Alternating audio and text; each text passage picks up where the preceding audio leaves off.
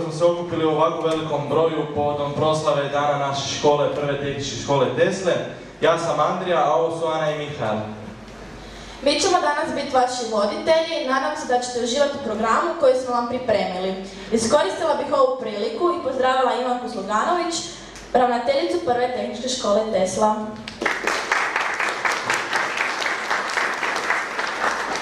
Pozdravljamo naravno i ostale profesore naše škole, učenike i sve vas goste koji ste svojim dolaskom uveličili proslavu ovog našeg dana.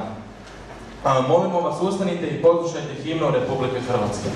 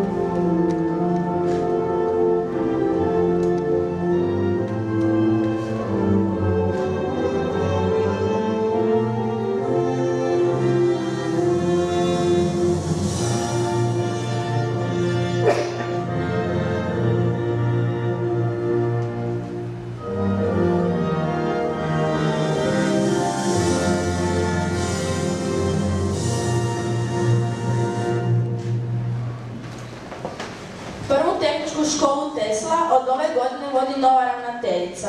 To je dugogodišnja profesorica elektrotehničke grupe predmeta u našoj školi.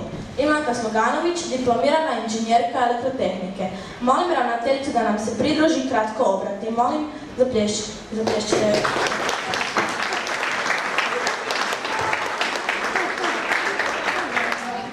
Poštovani gosti, kolegice i kolege, poštovani roditelji i prije svega, dragi naši učenici.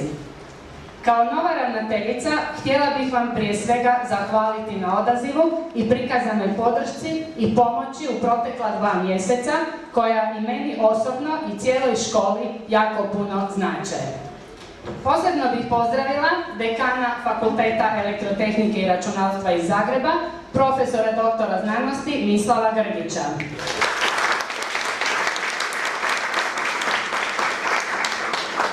Dekana Visoke škole za informacijske tehnologije, doktora znanosti Milorada Nikitovića.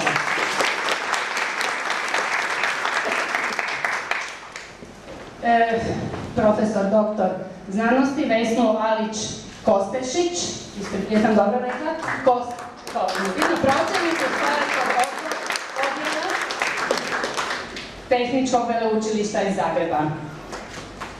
Profesora doktora Darka Gojanovića, našeg današnjeg predavača.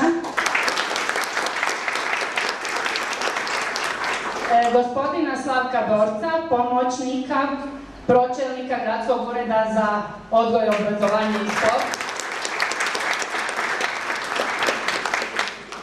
Gospođu Katarinu Grgec, voditeljicu službe za srednje škole u Ministarstvu znanosti, obrazovanja i sporta. Gospođu Vesnu Zlović i gospođu Ivu Milardović-Štimac iz Gradskog ureda za obrazovanje, kulturu i sport. Članove školskog odbora prve tehničke škole Tesla. Gospodina ravnatelja Silvestera Tratara i kolegicu Vidu Vidmar iz elektrotehničko-računalne strukovne škole i gimnazije Begova Ljubljana.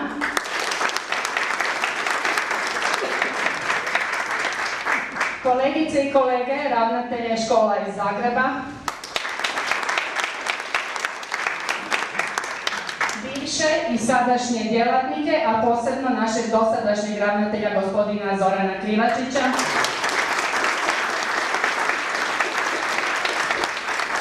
bivše i sadašnje učenike i roditelje i sve vas, dragi prijatelji Tesle.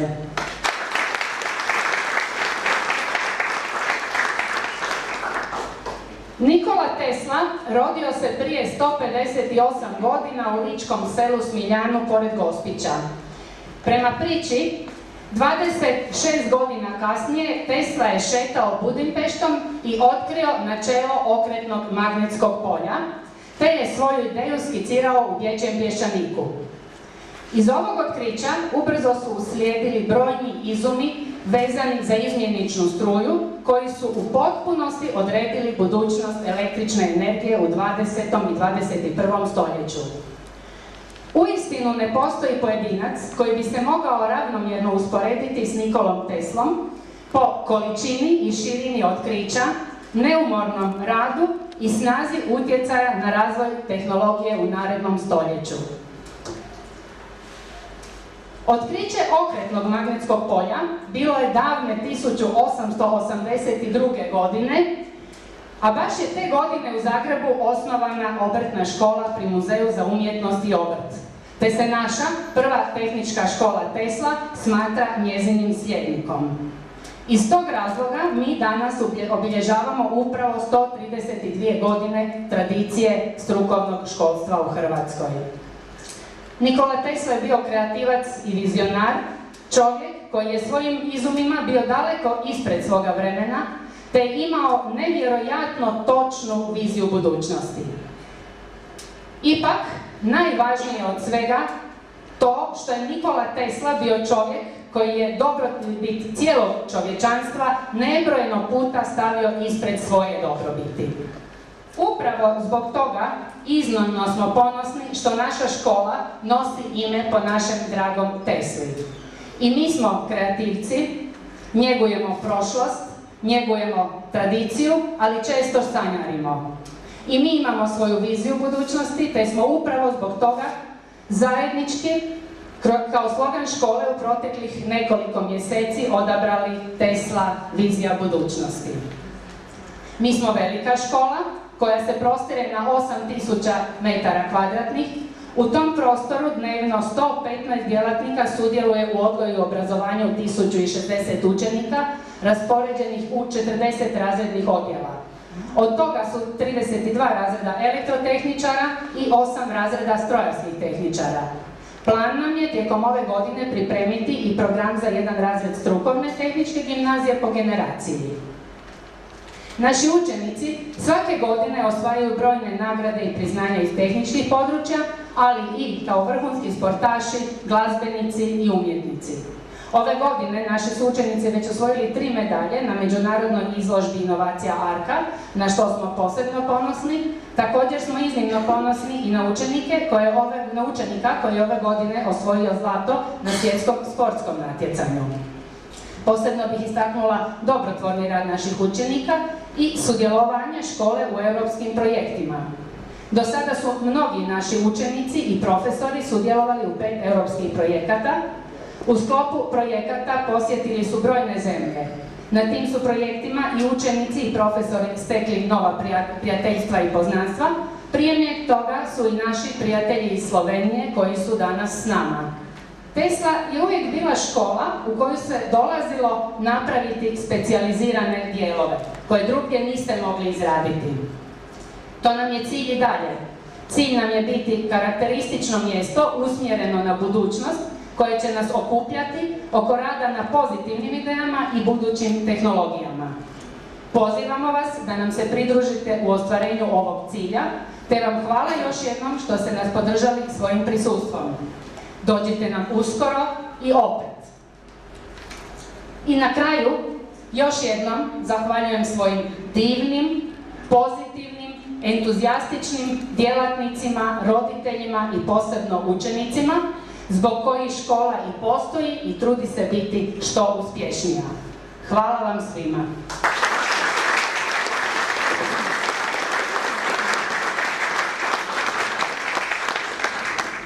Svi već znate da je naša škola tehnička i da najveće uspjehe postižemo u tom području, no to ne znači da među nama nema umjetnika.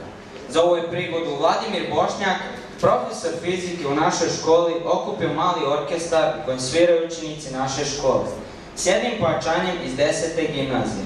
Poslušajmo.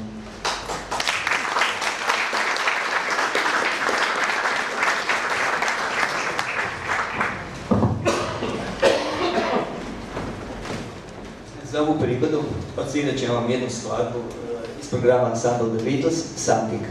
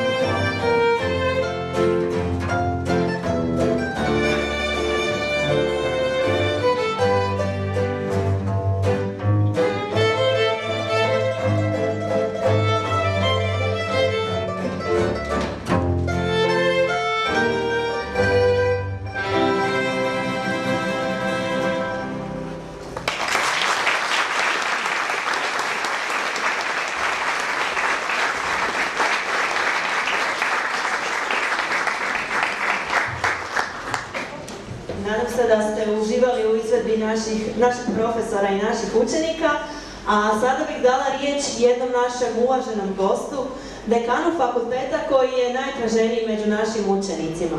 Molim profesora doktora znanosti Mislava Grgića, dekana FER-a, da nam se kratko obrati.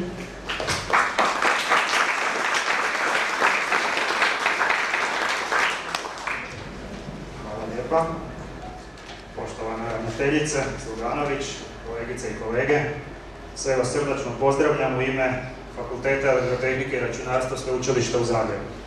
FER je dakle sastavnica Sveučilišta u Zagrebu, jedna od 33 naše sastavnice, koja u ovom trenutku ima oko 3100 studenata, 520 zaposlenih osoba na FER-u, sastavljeno od 12 zavoda. Svake godine upisujemo oko 650 novih brucoša. Prije uvođenja državne mature, omjer brucoša koji dolaze iz gimnazija u odnosu na brucoše koji dolaze iz strukovnih škola iznosio je 70% u odnosu na 30%.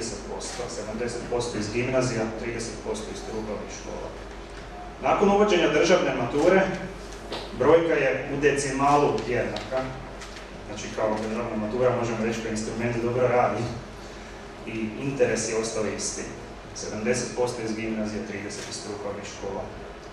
Jedna od strukovnih škola koja igra važnu ulogu za FER je naravno i prva tehnička škola Tesla. Škola iz koje dolaze izvrsni đaci, naši novi brucoši i studenti, što se pokazuje i kroz sustavnu analizu koju FER provodi već godinama. Mi analiziramo kako brucoši i naši novi studenti napreduju kroz studij, koliko brzo polažu ispite, s kakvim ocjenama ih polažu, i to onda projiciramo na brucoše, odnosno škole iz kojih su ti naši studenti došli. Na temelju takve analize, na danu fakulteta svake godine dodjeljujemo prigodne zahvalnice srednjim školama iz kojih su došli takvi studenti. I, kao što je vjerojatno i vama poznato i ravnateljici, ova prva tehnička škola Tesla već godinama dobiva svake godine na danu fakulteta, pa tako će biti evo i u petak, ponovno na danu fakulteta, dobiva zahvalnicu i nagrade za kao najbolja škola, jedna od najboljih škola koja nam daje najbolje brucoše, najbolje studente. I u tom smislu odmah želim čestitati i prijašnjem ravnatelju, gospodinu Krivačiću, i sadašnjoj ravnateljici i svim profesorima i učenicima ove prve tehničke škole Tesla na uspjehu koji postižu na našem fakultetu i na nagradama koje su do sada osvojili i koje će sigurno i u budućnosti osvajati.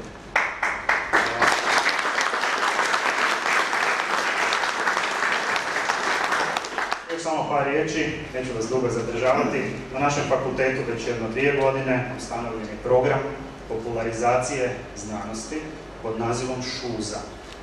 Citalica, kratica dolazi iz škole u znanost i akademsku zajednicu. To je naš službeni program popularizacije kojim nastojimo naša istraživanja, naše radove, naše inovacije približiti učenicima osnovnih i srednjih škola.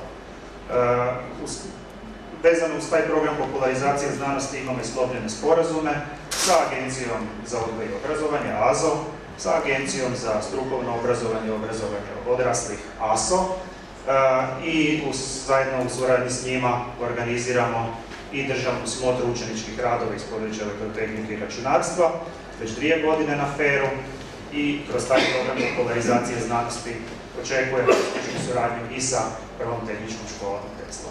Evo na kraju, da ne idem više, htio bih još jedanput svima vama zahvaliti na dosadašnjem radu, čestitati ravnateljici na danu škole, na ovih 132 godine velike povijesti ove škole i zaželjeti vam sve najbolje u ime FER-a. Hvala.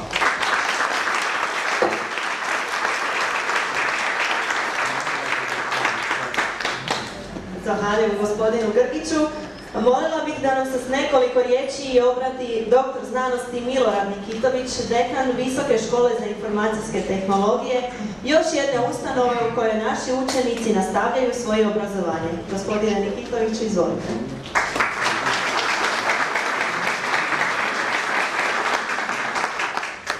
Poštovana gospođo ravnateljice, kolegice i kolege, dragi učenici.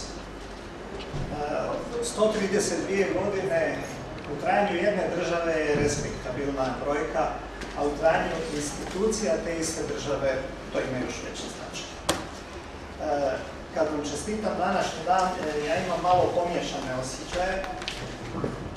Kao nekakav klinac od prije 40 i nešto godina koji je u sobi 118 sjeo u jedan razred koji se zvao prvi E i kao vaš kolega nešto više od 9 godina. Visoka škola za informacijske tehnologije nema tu tradiciju. Riječ je o školi u kojoj studira nešto više od 530 studenata i koja, nadam se, u vremenima koje slijedi će unutar ovih evropskih projekata kojih smo svi članovi zajedno sa prvom tehničkom školom Tesla polučiti značajne rezultate. Jednako kao i kod FER-a, jedan dobar dio učenika koji postaju studenti na Visokoj školi za informacijske tehnologije dolazi iz prve tehničke škole. Dapače, u zadnje 3 godine najviše učenika iz tehničkih škola dolazi upravo iz ove škole, odnosno koji postaju studenti. Još jedanput iskrene čestitke i da trajete.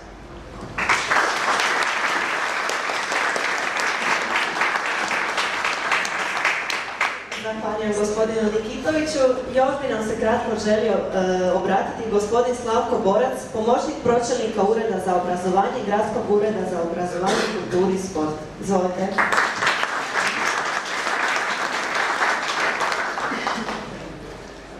Poštovana ravnateljice, poštovani učenici, nastavnici i uzvanici, pozdravljam vas u ime i ispred Gradskog ureda za obrazovanje, kulturu i sport i u svoje osobne ime.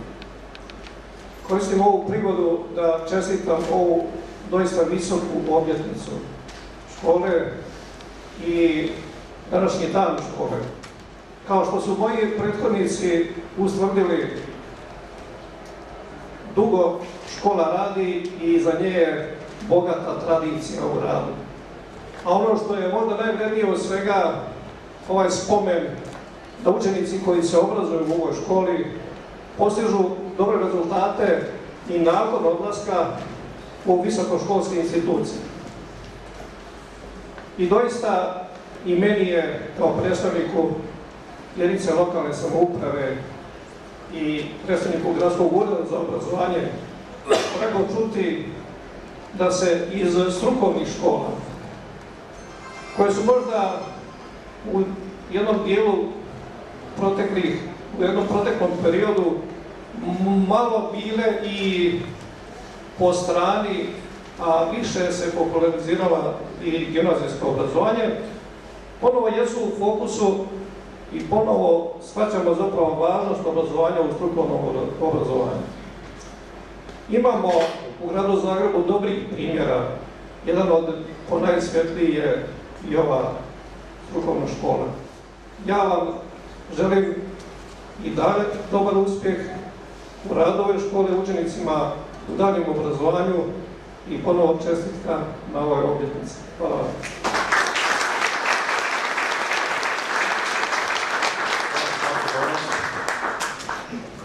Naša škola ima preko 100 godina dugu povijest. Mnogo se toga važnoga odvilo u ovoj školskoj zgradi. Danas je također dan za velike stvari. Škola naime danas, 132 godine od svog osnutka, dobiva vizualni identitet.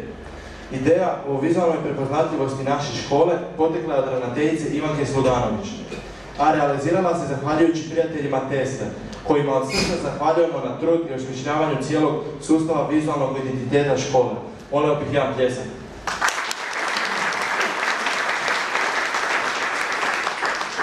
Predstavljamo vam logotip i cijeli sustav vizualnog identiteta prve tehničke škole Tesla.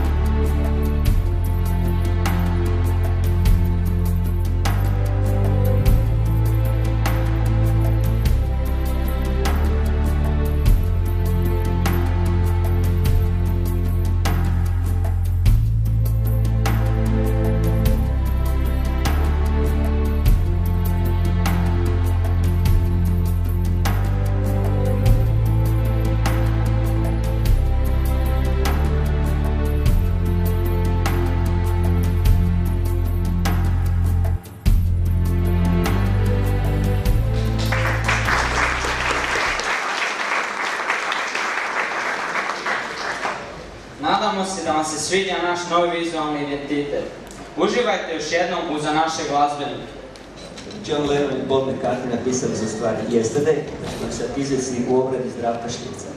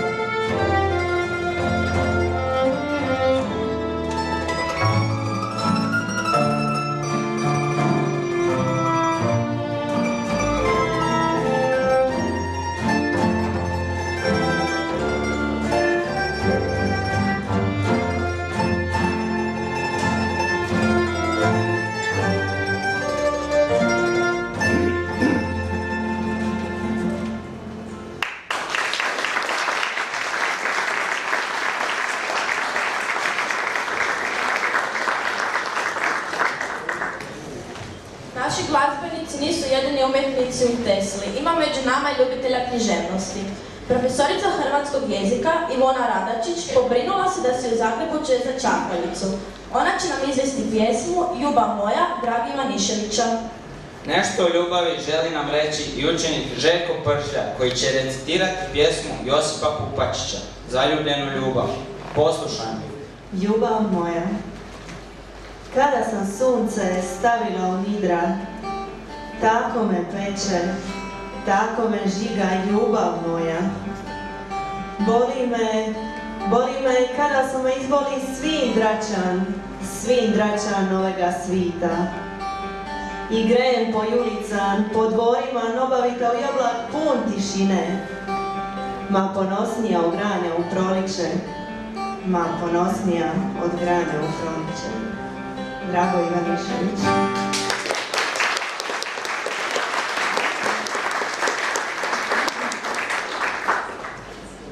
Zaljubljenu ljubav volio sam, kao travu i kao jasen, ko trstiku i kanarinca, ko uspavanku i majčino buđe.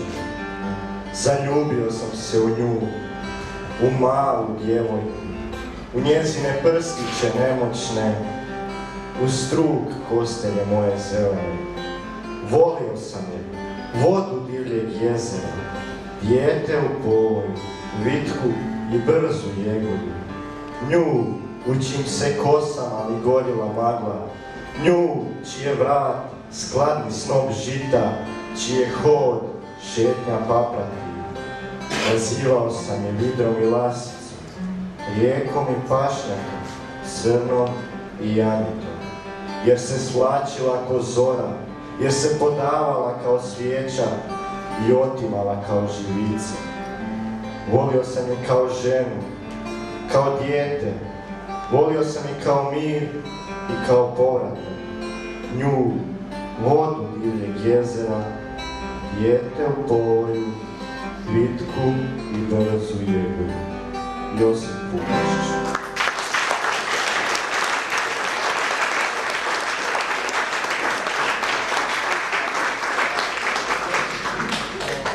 Vizualni identitet škole nije jedino s čim vam se danas želimo pohvaliti.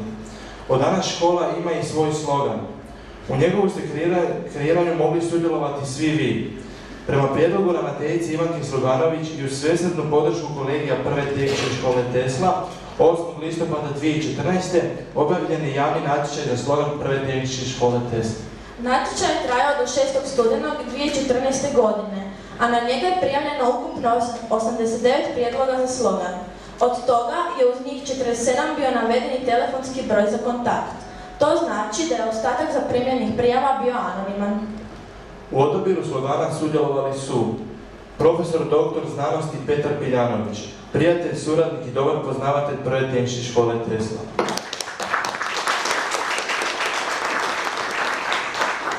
Doktor znanosti Milorad Nikitović, bivši učenik, bivši djelatnik, prijatelj i suradnik Prve tehničke škole Tesla. Nikolina Čuk, magistra inženjer dizajna, prijatelj i suradnik Prve tehničke škole Tesla.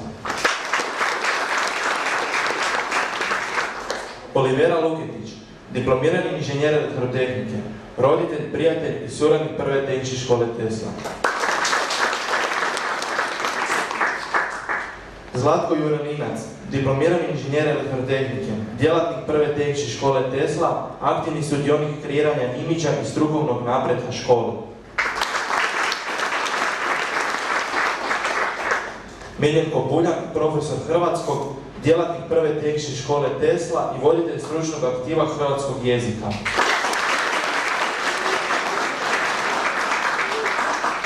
Te Ivanka Sluganović, diplomirani inženjer elektrotehnike, djelatnica Prve tehničke škole Tesla i ravnateljica.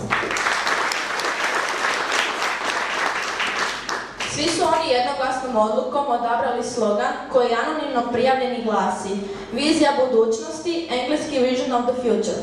To znači da će sretni dobitnik nagrade Prestigio Multipad, model PMP 5580C Duo, birati između 47 vlasnika telefonskih brojeva, koji su navedeni u prijavi za slogan. Nagrada je inače poklon našeg bivšeg učenika te sadašnjeg roditelja. Dobitnika nagrade izvući će ravnateljica Ivanka Sluganović. Izvolite.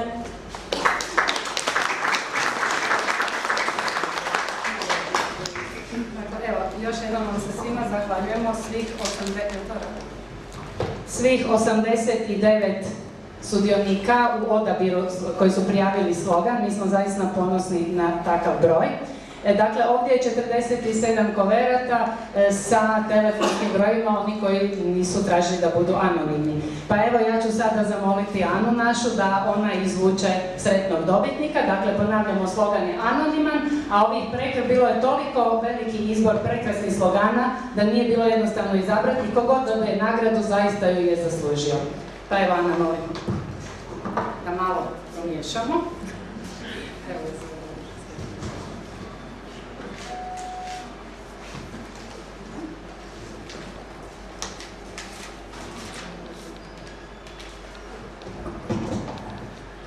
Dakle, pod telefonskim brojem 091 592 7305 Nenad Klobučar je prijavio svoj slogan. Molimo, ako je ovdje, da dođe preuzeti nagradu. Ali ćemo morati dalje. Evo, imao je sreće i nije imao sreće. Ana, molim sljedeći odabir.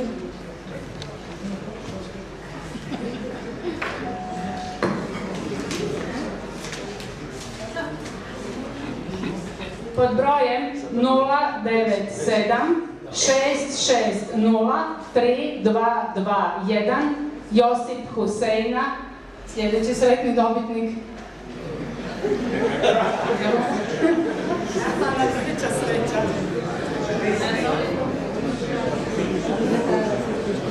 Mi smo izvijestili, ali zamolili da dođu, pa ipak govorimo. Evo, treća ćemo možda i da.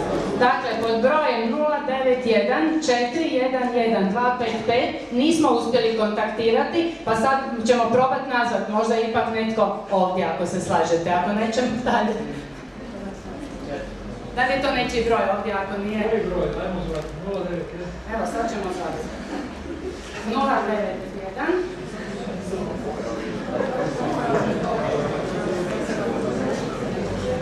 091 4111 255.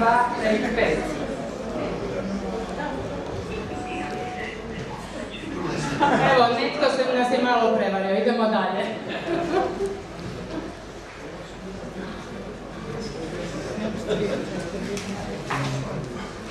01-5533-518 Kristijan Ilijevec.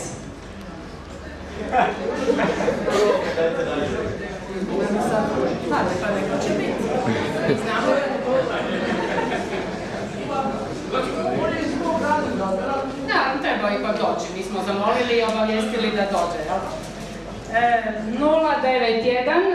091-9180-104 Robert Čulkić. To su sve naši učenici. Eto, oni možda su na sportu. Trebali su nam reći, ali što sad možemo? Jer paralelno se događa sport odvija, jel? Ajmo malo napraviti. Nismo očekivali koliko... Pa mora biti ovdje. Dakle, 092-29-7977 Boris Vukšić. Kolega Vukšić, molim doći u dvoranu. Evo, predat ćemo kolegi. Kolega Vukšić je naš kolega.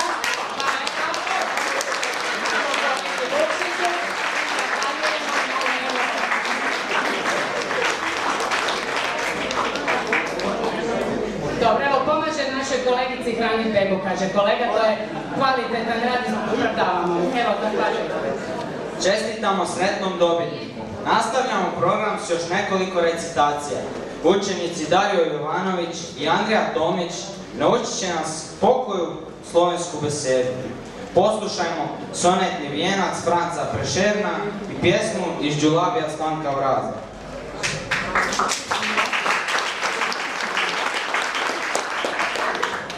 Sonetni venec. Poet tvoj nov Slovencom venec vjera. S 15 sonetom ti tako gaspleta, da magistrale pesem 3x5 se drugih skupaj veže harmonije. Iz njega izvira, vanjga se spet zlije, po vrsti pesem vsačega soneta.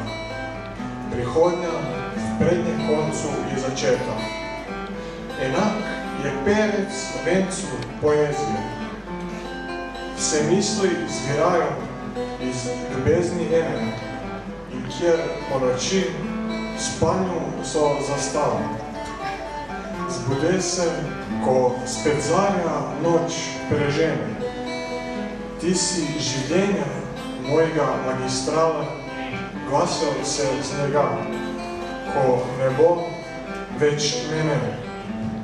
Rad mojih bo spomin in tvoje hvala.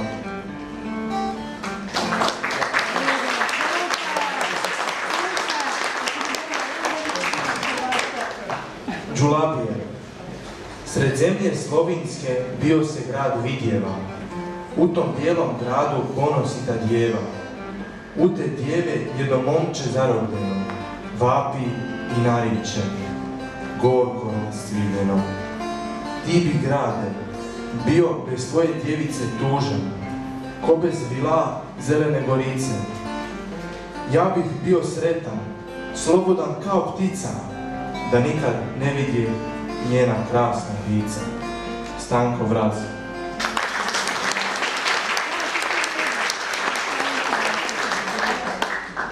Rad mojih bo spomin in tvoje hvale. Glasil Slovencem se prihodnje čase, ko mi na zgodnjem grobu nah porase, njem zdanje bodo bolečine spale, prevzetne kakor ti dekleta zale, ko bodo slišale te pesmi glase, srca železne dijale, preč opase. Zvesto ljubezen bodo bolj spoštovale, vremena bodo kraljcam se zjasnile. Jim milše zvezde, kakor zdaj sijale, jim pesmi bolj sloveče se glasile. Vendar te bodo more biti ostale več njimi, ker njih poezije mile iz srca svoje sokali pognali. France Prešern.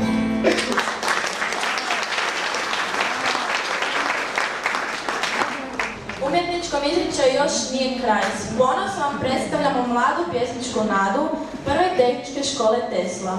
To je učenik Zvonimir Končar koji će nam recitirati svoju pjesmu Knjiga. Zvonimir je pjesmu napisao u prvim danima učeničkog staža u Tesli. Ovom prilikom zahvaljujemo Zvonimiru što je dozvolio školi korištenje pjesme. Ohrabrimo Zvonimira pljeskom.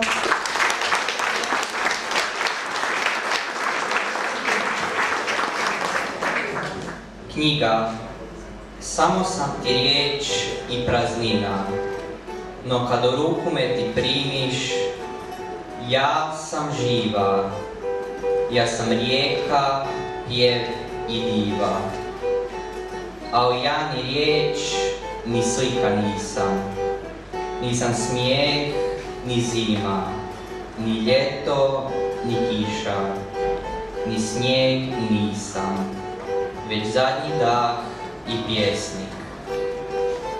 I ti, što još držiš me u ruci i slušaš što ti govorim, što me mrziš i voliš, pusti me da ti se otvorim, da ti kažem sve pjesme i slike što volim. Dođi k meni, da ti suzu obrišem, da ti hladno srce ugrijem, da ti grob od kiše sakrijem. I kad se izgubiš, ja ću kao grom kroz tminu zasjati i doći k tebi, da te sakrijem iza stiha, jer je tamo sve moguće, sve.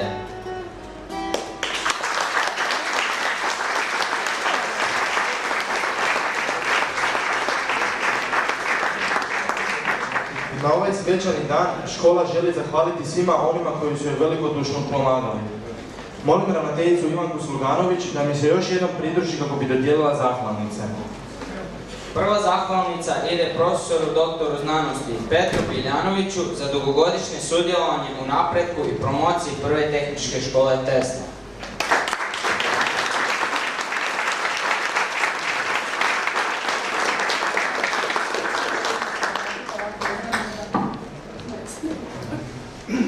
Zahvaljujemo i gospodinu Juri Badrovu, inženjeru, bivšem učeniku Prve tehničke škole Tesla, za izradu i poklon fotografija i snimke današnjih događaja.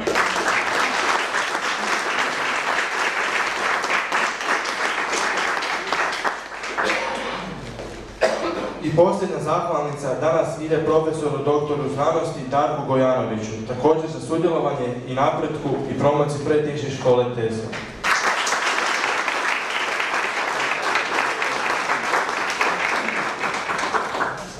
Profesor Gojanović održat će nam i kratko predavanje o 3D printer revoluciji. Darko Gojanović diplomirao je, magistrirao i doktorirao na ETF-u današnjem FER-u sa temama iz računarske grafike i njene primjene. Nakon magisterija 73. godine bio je znanstveni asistent do 82. godine i zajedno sa svojim kolegama uvodio predmete računarstva na ETF-u. Sljedećih 26 godina provodi u SAD-u gdje radi za najpoznatije računarske kompanije Sun Microsystem, Digital Equipment, Compaq i Intel. U svojstvu rukovodioca, direktora razvoja svih sredstava za automatizaciju projektiranja računala i mikroprocesora. 2008. godine vraća se u Hrvatsku i radi na PMF-u u Splitu u svojstvu redovnog profesora. 2013. osniva kompaniju Darko Strojevi koja razvija glodalice, robote i 3D printere. Gospodine Gojanoviću, izvolite.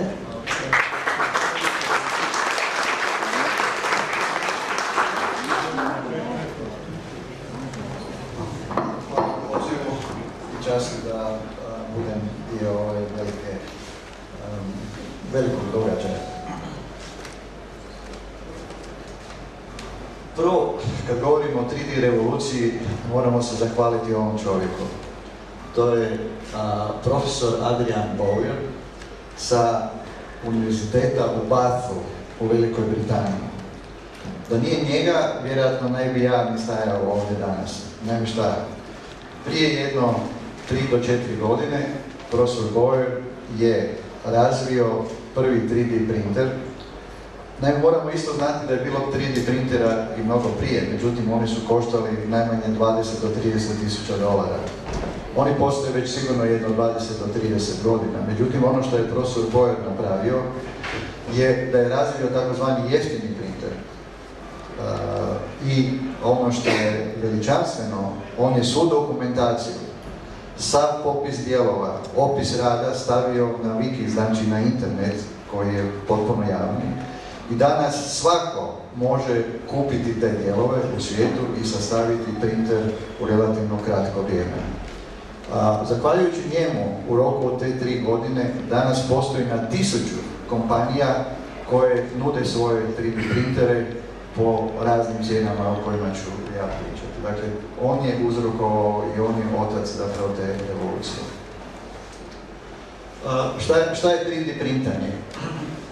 Prvo se počelo zapravo prvenstveno sa modeliranjem. Nije se toliko ni mislilo da se radi neki konačni dijelovi. Dakle, prvenstveno je bilo za razvoj nekih prototipa i tako dalje. I to je poznato kao metoda dodavanja materijala koja je suprotna od klasične metode, na primjer CNC glodalica, koja oduzima materijal.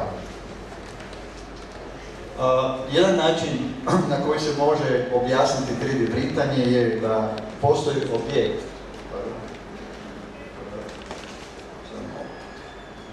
Da postoji objekt ovdje u slučaju slame koji se razređuje na razne fete, odnosno slojeve. I jednostavno onda ti slojevi se kasnije opet vrate nazad u samom printeru. To ćete vidjeti malo, još ću ja posvetiti dosta vremena zapravo da vam objasnim detaljno kako 3D tehnologija radi. Dakle, ono što je rečeno da ako se objekt može razrezati, onda se on može i nazad islijepiti. 3D printanje gradi sloj po sloj. Dakle, ono što se desi je da taj virtualni objekt u računalu pomoću specijalnih programa se matematički razreže na tanke slojeve. Svaki sloj je negdje od 20 mikrona do 100 mikrona debljine, ovisno o tehnologiji koja se upotrebljava u odnosu na printer. Čisto kao da dobijemo osjećaj dimenzije, na primjer naša kosa, prosječna kosa vam je negdje od 50 do 100 mikrona, to je duljina naše kose. Kao što isto možete vidjeti na ovome ovdje primjerku, printanje je dosta spor postupak. Prosječna brzina nekoga objekta, prosječne kompleksnosti traje do recimo 2 sata. Neki jednostavniji objekti se printaju ispod 1 sata, a nešto kompleksniji do 5 sati, a isto ovisi i o brzini printanja. Međutim, brzina napreduje brzo, a isto tako ima raznih načina printanja. Ima naravno 7 raznih tehnologija koje onda su za različite primjene, ali ujedno i oni pokazuju svojstva većih brzina. Ali naravno onda se cijela stvar poskupljuje. Ono što je fantastično, kao što sam rekao, što je profesor Boyer razvio, je taj takozvani jeftini printer koji je pristupačan svima. Evo, sad ću vam ja pokazati točno topologiju toga printera u jednom pojednostavljenom obliku. Postoji, dakle, motor i os, dakle, motor koji ganja tu glavu koja se miče po x osi.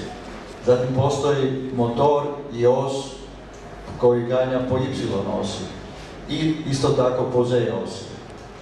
Zatim postoji ta glava koja ujedno provodi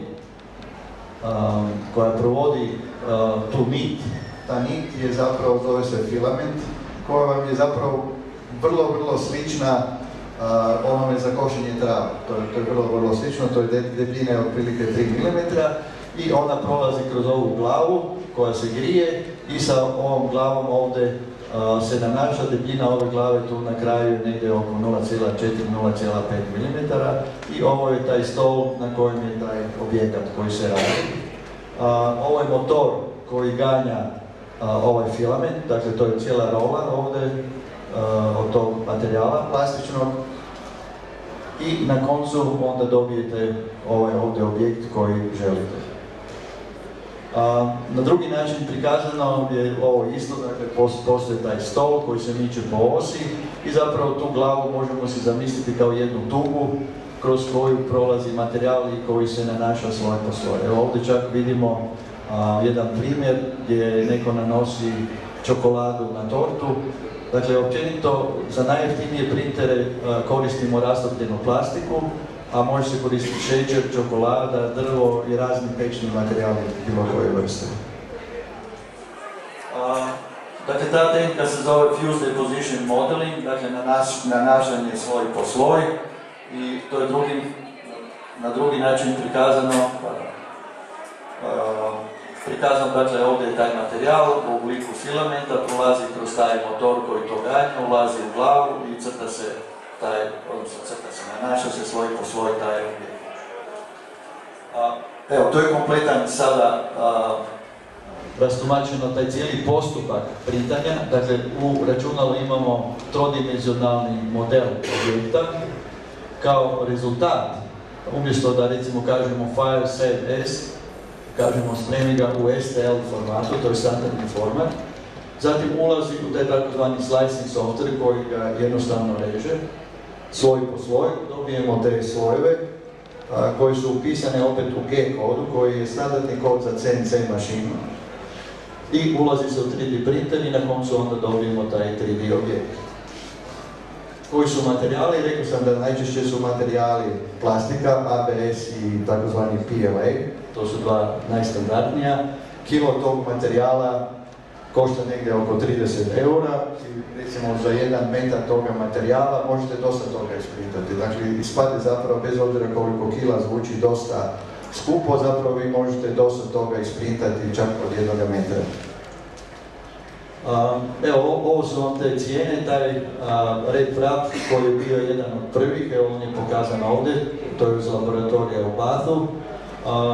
Dijelovi su koštali ispod $1000 i ujedno normalno ti printeri mogu printati i klonirati, zapravo oni kloniraju skoro 25% svojih dijelova sami.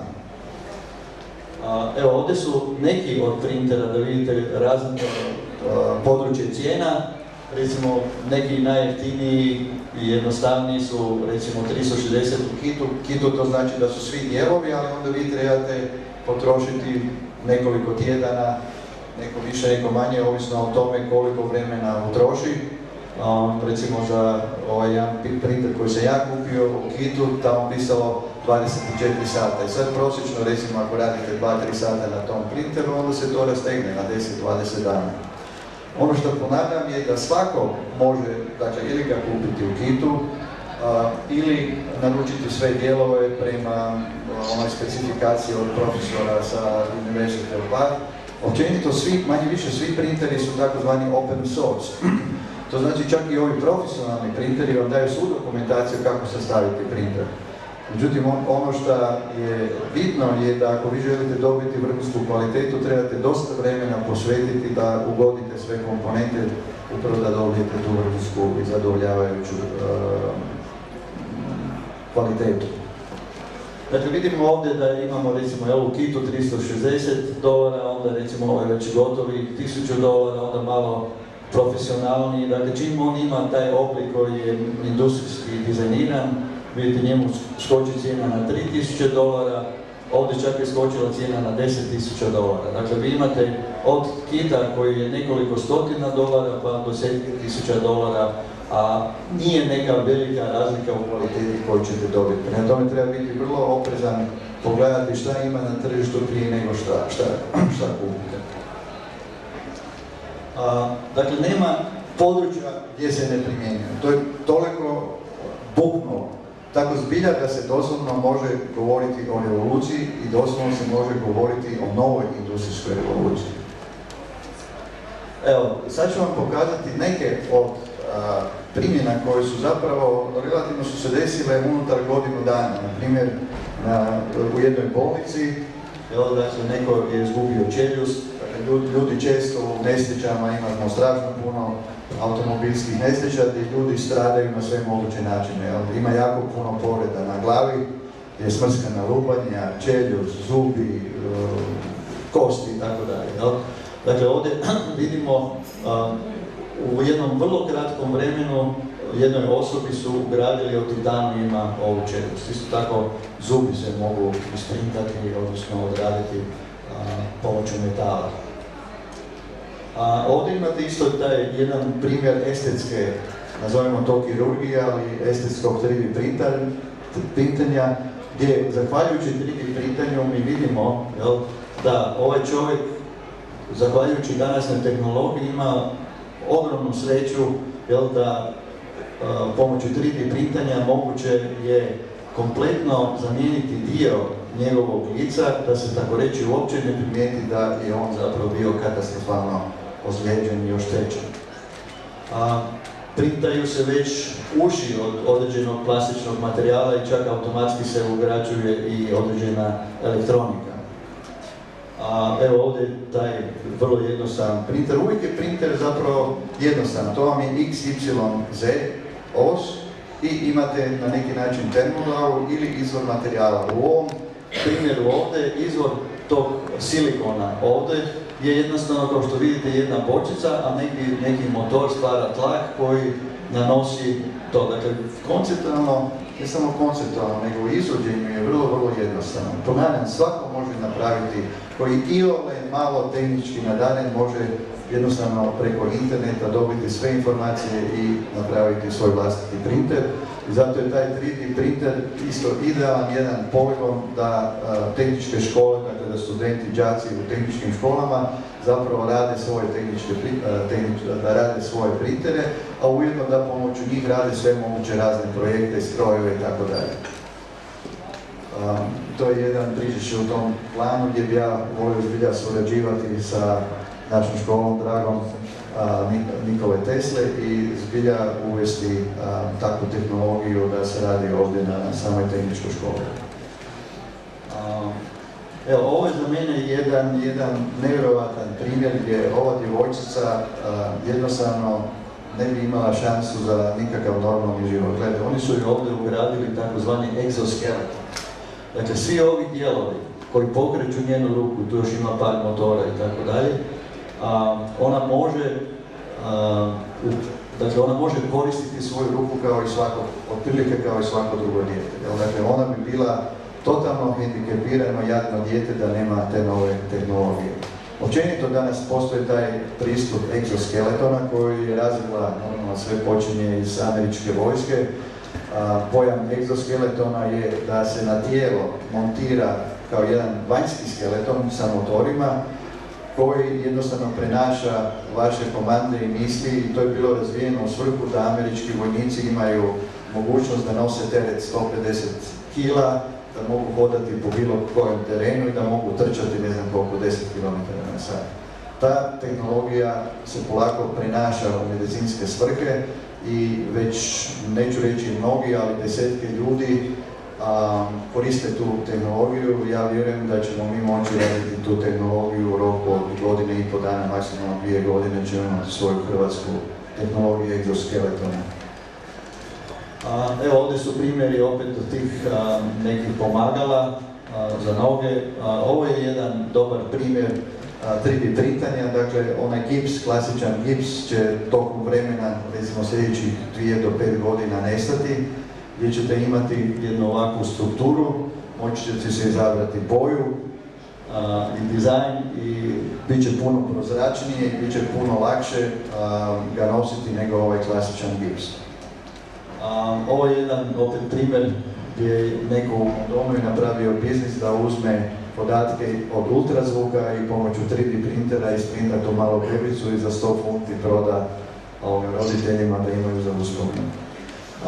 Što omogućuje ovaj 3D printer? Dakle, ovo je jedan mali primjer, ali vidjet ćete kroz sljedeće primjere da svako može postati proizvođač. Dakle, trebate samo imati jednu određenu ideju kakav produkt želite napraviti i to onda možete zapravo sami proizvoditi pomoću 3D printera i prodavati i zarađivati. Dakle, zato je to jedna kompletna revolucija, jer od nas pojedinaca koji smo na neki način kupci, konzumeri tog masovnog tržišta i te masovne histerije, mi možemo doslovno raditi i printati svoje vlastite produkte za svoju potrebu, a isto tako ući u tu mrežu marketa. Ovo je bio jedan od prvih printera razvijen možda prije 15 godina u Italiji od jednog inženjera Taljana koji je bio preteča i vizionar koji je htio graditi kuće još prije 15 godina. Međutim, to zbog nekog razloga nije ostvario, ali je uspio je printati ovakve objekte, vrlo interesantne skulpture. Isto tako počeo je raditi grebene za ribe, ali toga je pomoću recimo ovog printanja, a ovaj materijal je vrlo jednostavan, to vam je neka vrsta pijeska, šljunka koji je droben i nekog agregata koji to sve spaja. Dakle, vrlo je jeftini materijal, ima ga u izobilju, dakle moguće je raditi ovakve ogromne strukture. Evo, on je čak dobio nam jedan arhitekta iz Nizozemske koji želi ostvariti neku veliku kuću i to specijalnog oblika, postoji ta Mediusova krivulja koja se pretvara jedna u drugu izvrće. Oni kane raditi ovakvu kuću pomoću 3D printera. Normalno to neće biti u jednom komadu, ali će biti od više komada i to prije nikako se nije moglo napraviti, odnosno bilo bi nevjerojatno skupo.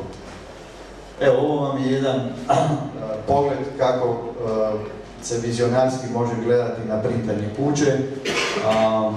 Pa ne možemo uopće očekivati da će kuća koja će recimo imati više od 2 kata i koja će biti duža od 20 metara, sad će biti jedan veliki kran koji će ovako printati. Mislim, morat ćemo se zadovoljiti sa relativno manjim kućama ili jednostavno printati dijelove.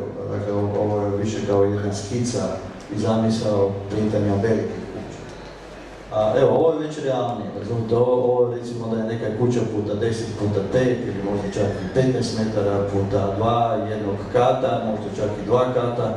Dakle, to nije ništa drugo nego jedna velika 3D mašina, možda malo drugčije topologija, ali u principu to vam je isti ovaj stroj, samo razvučen na veliku dimenziju. Evo, ovo je konkretno jedan stroj u Kini koji vam radi kuće o dimenzija 6 puta 10 metara.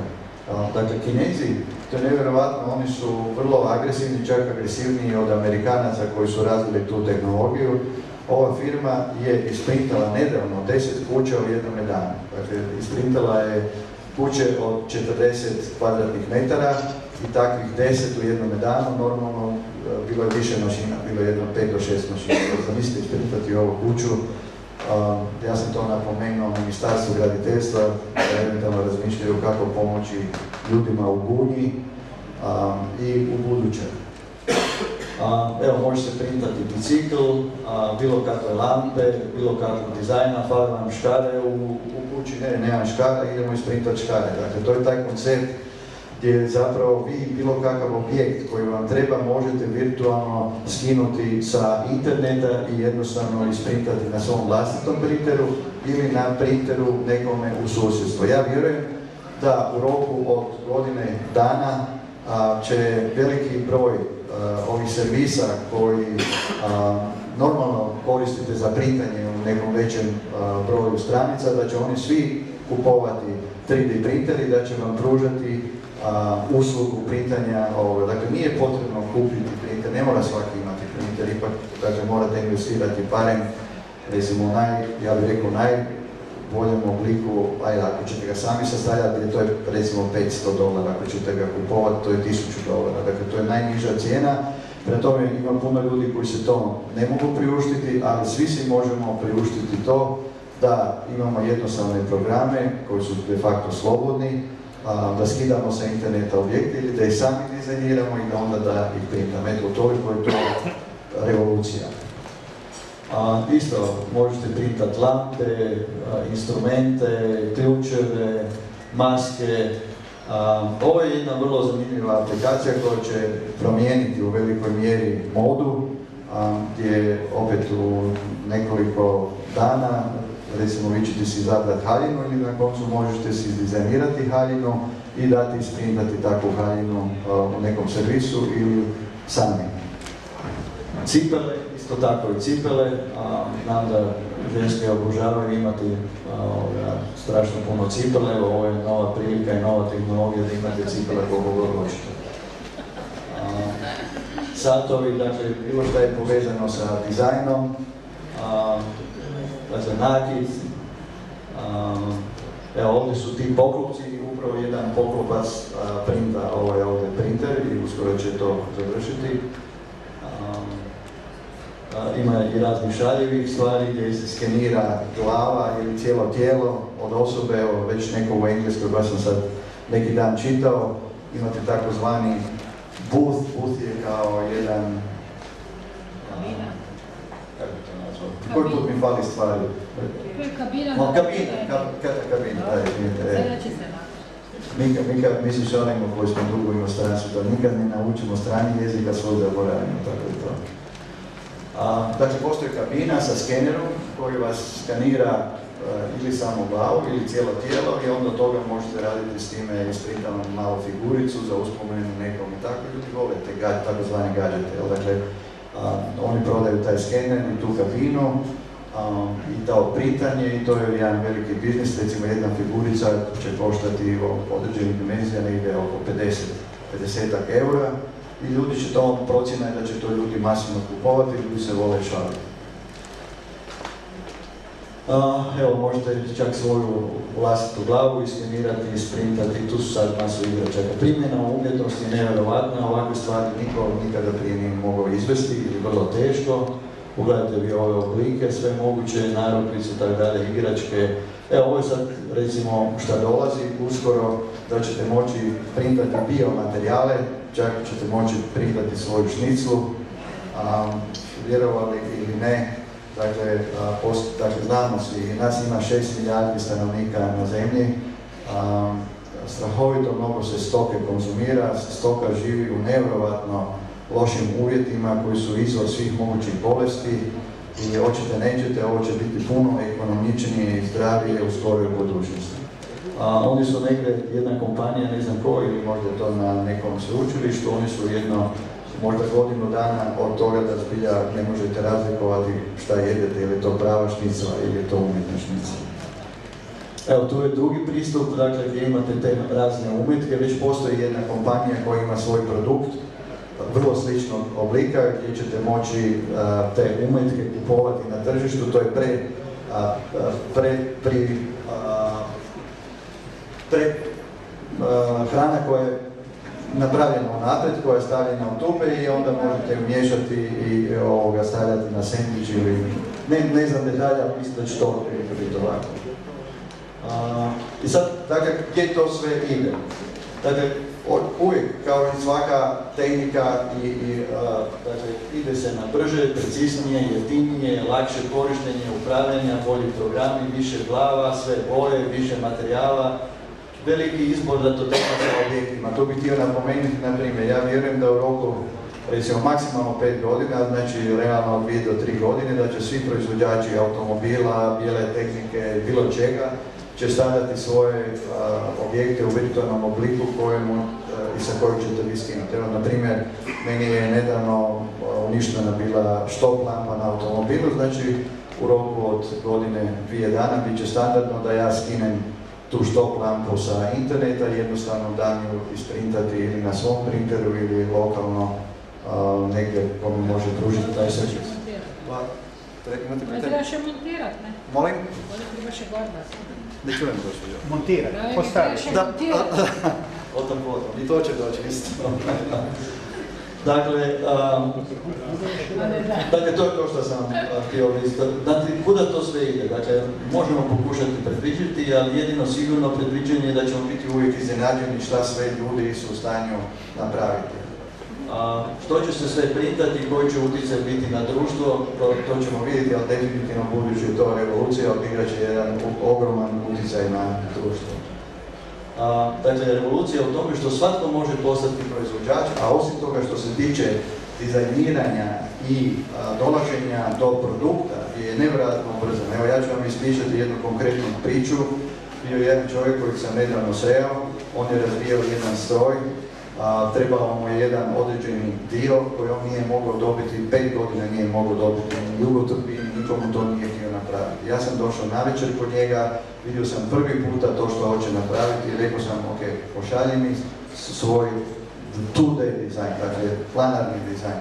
Otišao sam, dakle to je bilo navečer oko 8 sati, otišao sam u svoju radionu, to sam pretvorio u trodimenzionalni oblik, trebalo mi je jedno 2-3 sata, poslao sam to svom prijatelju na Zlarin gdje smo mi počeli tu priču proizvodnje printera.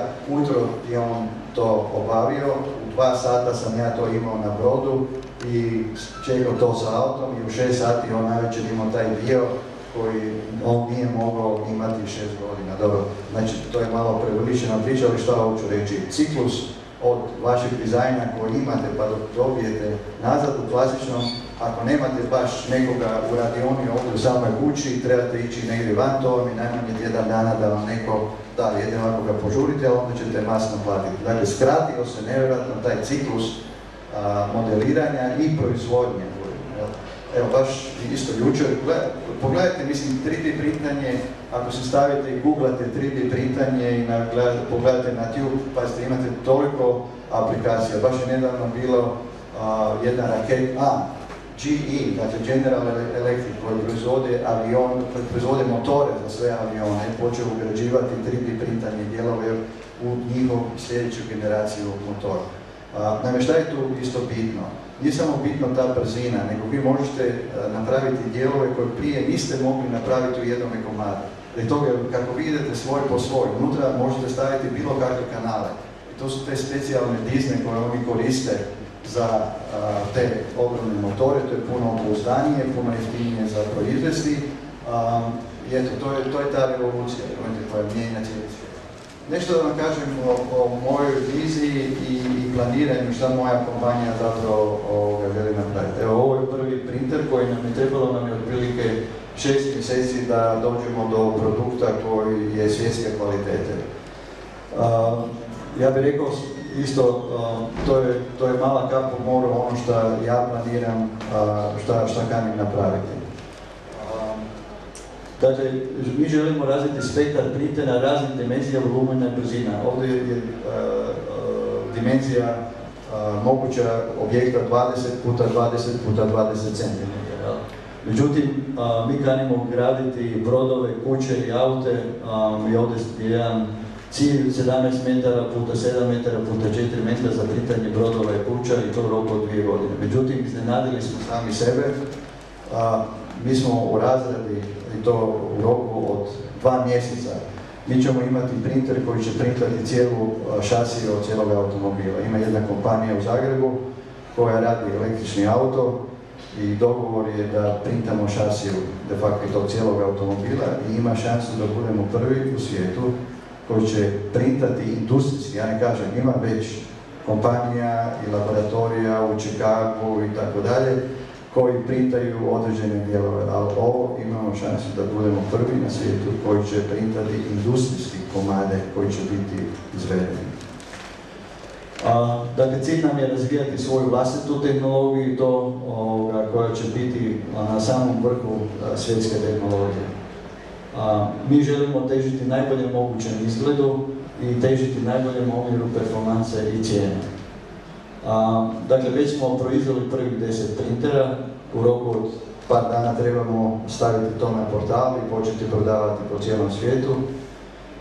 Krećemo sa proizvodnje na Zlarinu. Zašto Zlarin? Zbog toga jer ja tamo živim u jednom predivnom ambijentu, moja familija i ja živimo tamo po 9 mjeseci. Međutim, taj cijeli biznis me počeo polako voditi iz Zlarina i evo, na koncu se vraćam i u Zagrebu, radi toga jer taj veliki printer će biti napravljen u Zagrebu. Dakle, kako ova proizvodnja i kapaciteti rastu, onda ćemo preljevati proizvodnju u Šibenik, a onda čak i u druga mjesta. Evo, već imamo distributere u Splitu, Zagrebu i Rijeci koji će ujedno i proizvoditi taj printer. Evo, to je taj naš printer. I ovo su dijelovi, možda čak i ova slika je bolja, dakle vidjeli ste onu sliku kao modela, sad ću vam reći evo to je ta zeos koja se pomiče po zeosi, koji nije ništa drugo nego jedan vijak, i dole ispod toga je motor. Ovdje je ta glava, vidite, to je termoglava kroz koju prolazi ova ovdje žica i dakle kreće se ta glava po x osi i po y osi. Ovdje je još jedan displej koji služi za kontrolu i to je to. Dakle,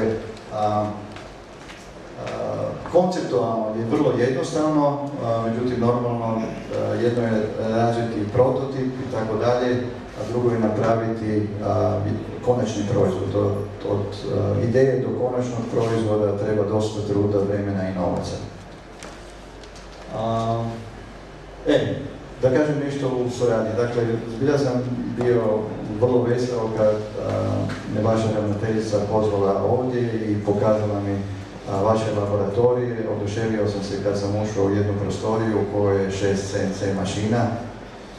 Mislim da to što vi imate u ovoj školi, rijetko koja škola na svijetu ima, to vam hoću reći. Pitanje je samo tog općeg vašeg programa, koliko tih vaših đaka možete progurati kroz to, nema uvijek je ograničenje satnice. Na tome ono što ja želim kao savjetnik ove škole postići da stvorimo uvjete da što više đaka prođe zbilja i da radi na tim mašinama ne samo par sati, nego treba odgojiti tu djecu da da provedete i dolazite izvan svojih redovnih radnih sati i da budete zaljubljenici tehnologije, jer ako nemate tu ljubav, onda nemate ni interesa. Ako nemate interesa, nemate šanse za dobar posao u budućnosti. Prema tome, trebate zbilja vidjeti što vam stoji na raspolaganju i reći, hej, ovo ne samo da može biti jedna zanimljiva igra, nego može biti strašna, fenomenalna priprema za jedan bogati život. Jer vam je tehnologija tu i vaši profesori na raspolaganju. Dakle, mi kanimo napraviti to da će učenici što se tiče ovog 3D printera sklapati 3D printere za svoje potrebe i potrebe škole. Dakle, ja bih htio da vi sami sastavljate za sebe printere i ujedno i za školu, tako da smo kompletno pokriveni sa tom novom tehnologijom. Dakle, učenici će sami izvoditi i printati dijelove za printer. Kao što sam rekao, 25% svih dijelova ovoga printera se printaju. Dakle, on klonira samoga sebe. Dakle, sad, težnja će biti da studenti sami isprojektiraju svoj industrijski oblik printera. Dakle, ja ne bih htio da vi kopirate neki tuđi printer koji postoji. To neka vam bude samo kao primjer šta je sve moguće. Ali jednostavno razvijete svoju maštu, jednostavno probajte skicirati i razviti svoj vlastiti oblik, industrijski oblik i onda eventualno surađivati sa drugim školama. Evo tu imate studente arhitekture, udružite se sa njima, probajte razviti nešto zbilja, onaj efekt wow. Dakle, svaki produkt zapravo bi trebao biti wow efekt, dakle kad ga neko vidi zbilja treba svak reći wow, onda znate da ste postigli nešto vrhunsko. Dakle, isto tako organizirat ćemo i natječaj za najbolji izgled printera i otkupiti ga ako smatramo da ima upečatljiv dizajn. Još na kraju, budući to je prvenstveno se tiče učenika, izvinite ostali ako možda ispadam da vam nešto govorim što znate, sigurno znate, ali mislim da ove uzrečice koje su neke svjetske uzrečice koje sam ja otkrio tokom mog tog dugog puta u Americi su sljedeće. Dakle, ako možete sanjati, tada možete i to napraviti, budite uvjereni. Dakle, ono što sve sanjate možete i napraviti. Ako mislite da možete, onda možete. Većina nas, nažalost, misli, to je komplicirano, to je i jednostavno ništa se ne napravi. Dakle, ovo je vrlo važno. Ovo isto je vrlo važno da velika riba jede malu ribu, ali brza riba jede veliku ribu. Zašto su te startup kompanije uspješne? Vi imate ogromne kompanije sa milijardama dolara na raspolaganju. Međutim, onda dođe startup sa jednom određenom jednostavnom idejom i 2 godine prije nego što ta velika kompanija uopće može iznijeti svoj produkt, oni su donijeli produkt i zaradili stotine, ako ne milijarde dolara. To vam je princip startupa. Dakle, brzina danas je nevjerojatno važna. Ti takozvani potrošački produkti, njihov ciklus je 6 mjeseci. Uzmite sad, uzmite telefon od Samsunga ili bilo koja. Oni svaki 6 mjeseci moraju donijeti jedan novi produkt, inače konkurencija će ih pojesti. I druga i zadnja uzrečica, ako hoćeš, onda i možeš. Dakle, to je, mislim, profesor, koji je profesor dinamik? Bazijanac, to je bilo od profesora Bazijanca, da, ako hoćeš, onda možeš. Eto, to bi bilo to što sam ja htio reći, a ako imate pitanja, vrlo drago ću vam odgovoriti.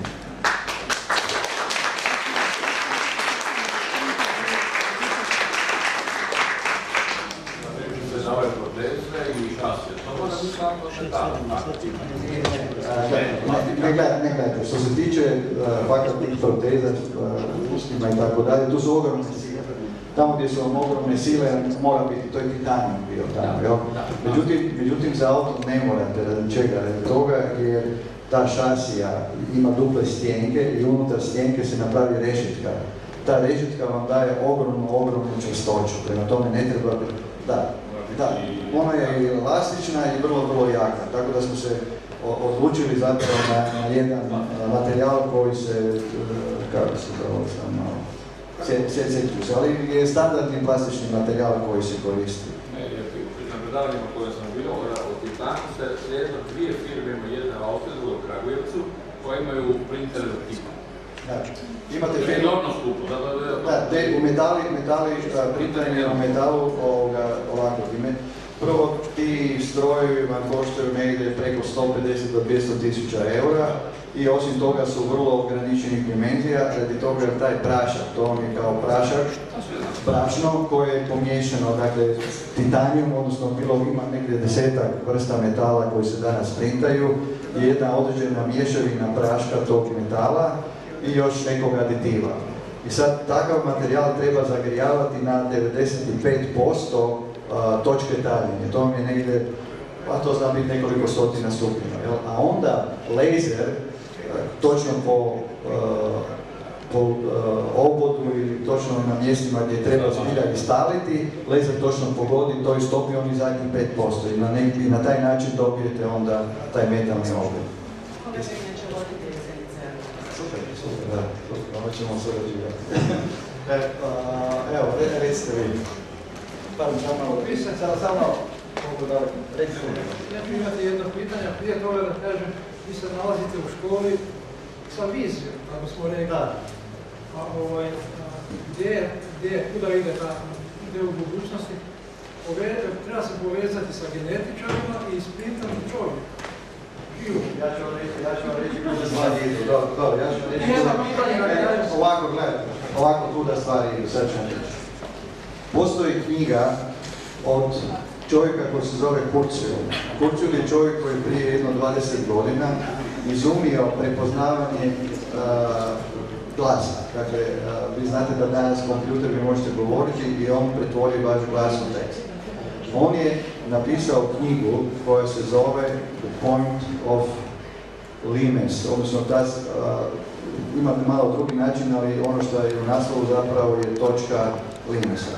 On je rekao ovako, neka je ovo tehnologija, moguća tehnologija, odnosno njena snaga, izražena na ovoj okomitoj ordinati. Na X-u su godine. Uzmite sada da, dakle, mi smo 2014. Ono što on tvrdi i kako pratimo tu tehnologiju u zadnjih 100-tinjak godina. Tehnologija se mijenja vrlo sporo. Međutim, ono što se dešava, gdje smo mi danas, mi smo u točki takozvanog koljena. Koljeno je predstavljeno i općenito ta cijela krivulja se zove hockey stick. Hockey, znate kako, od hokeja, ona palica vam izgleda upravo ovako i onda ide u ovome smjeru. Dakle, ako to aproksimiramo sa nekom eksponencijalnom krivuljom, onda vidite da je porast snage tehnologije relativno spor, kao što se dešava u zadnjih 100 godina. Ja sam i znamo da, a u zadnjih par godina i zadnjih 10 godina se nevjerojatno akcelerizira. Sada smo u ovome korijenu, po mojem mišljenju, mi smo negdje u sredini ovoga korijena. Što znači da ćemo sad na jedan puta krenuti ovim putem i mislim da se to već dešava. Ono što je on rekao je da za otprilike 35 godina mi ćemo postići besmrtnost. Radi čega? Vraćam se da vam odgovorim na vaše pitanje. Mi ćemo u mogućnosti da zamijenimo svaki dio čovječeg tijela. I ne samo to, stvari idu i dalje, razumite? Evo reći ću vam, to niko još ne zna, ja sam isto to doznao prije jedno mjesec dana. Europa je prije godinu ili dvije pokrenula projekt koji se zove otkrivanje, ne znam točno kako se to zove, ali je usmjeren na otkrivanje i ono zadnjeg kutka mozga kako mozak djeluje. Oni su već razvili kompletnu mrežu računala koju u potpunosti se ponaša kao mozak. Dakle, to je sad samo onda pitanje, dakle, hoćete li imati jednu ogromnu mrežu računala ili polako, dakle, kad vi jedan put imate model i kako se tehnologija ovih čipova razvija, pazite, mi smo došli do 0,15 nanometara je tehnologija. To vam je nevjerojatno, ako uzmite da je ovo 50 do 100 mikrona, to znači da mi možemo nekoliko tisuća tranzistora staviti ovdje. Danas na samom čipu imate već 3 milijarde tranzistora na jednom. Dakle, ono što se dešava je nevjerojatna akceleracija i ja vjerujem u potpunosti da ćemo doseći tu besmrtnost, da se vratim na taj evropski projekt, to je projekt od nekoliko milijardi dolara. To vam je sličan projekt koji se desio u Americi prije jedno 10 godina koji je povezan sa genima. Naime, oni su počeli, dakle, bila je jedna državna kompanija, odnosno državna ustanova, bih rekao, i postala je jedna privatna kompanija koji su u nekoliko godina opisali sve gene čovjeka. I na osnovu onda kad znate i napravite korelaciju koja korelacija bolesti sa kojim genom, onda vi možete vršiti utjecaj na taj gen. Dakle, vidite gdje smo. Mi smo vrlo blizu, dakle, da zamijenimo svaki dio tijela. Dakle, ostaće samo jedno jedino pitanje na koje će trebati dugo odgovor, gdje je duša. Dakle, sve drugo, dakle, i mislimo, dakle, misli, sve vašu cijelu historiju, pazite, mi ćemo cijelu čovječu historiju mozga, ono što on ima bilo kakvo pamćenje, de facto staviti i spremiti, vratiti mu nazad, razumijete? Ali sad onda ostaje pitanje, dakle, da odgovorimo šta je sa dušom, i emocijama i tako dalje. Ti sam odgovorio na nešto? Već se hoće doći bliže, pa evo, vi dođete bliže samo da čujem. Ja sam htio pitati, rekli ste da se drvo može printati, jastublje, čokolada, plastika i tako dalje. Evo i metali, jer se radi o parama. Kako drvo? Evo, sad ću vam reći. Vi znate šta je NDA? Recimo, od kojeg materijala vam se radi namještaj danas? Nije od iverice. Postoji vam prašina koja se miješa sa smolom.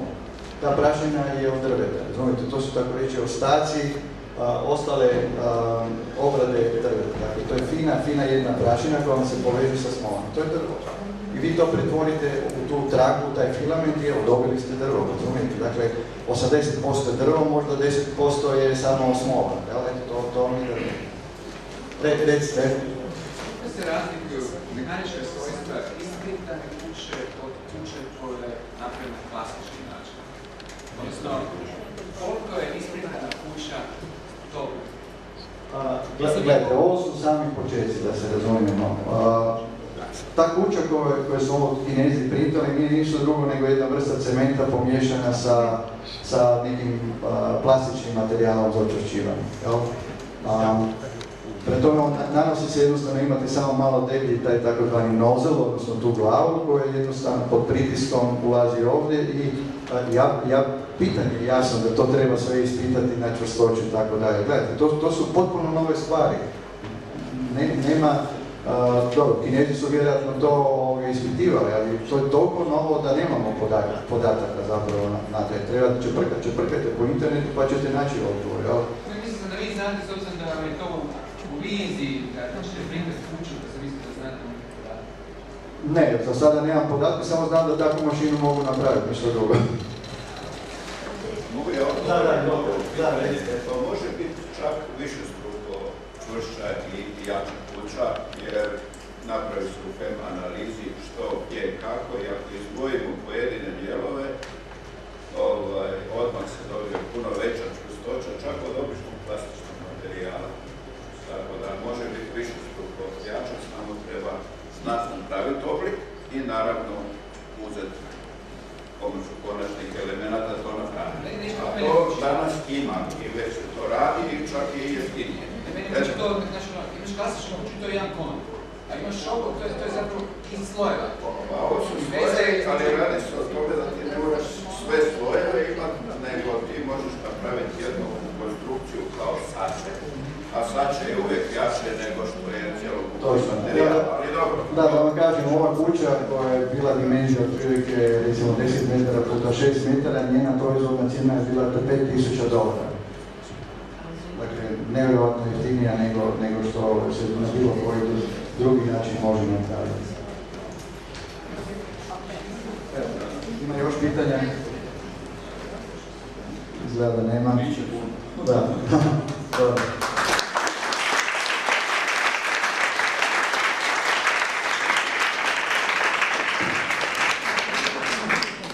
Ovim predavanjem došli smo do završetka ove svečane priredbe povodom Dana škole.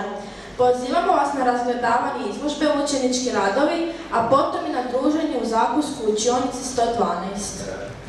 Zahvaljujemo na pažnji, vidimo se sljedeće godine.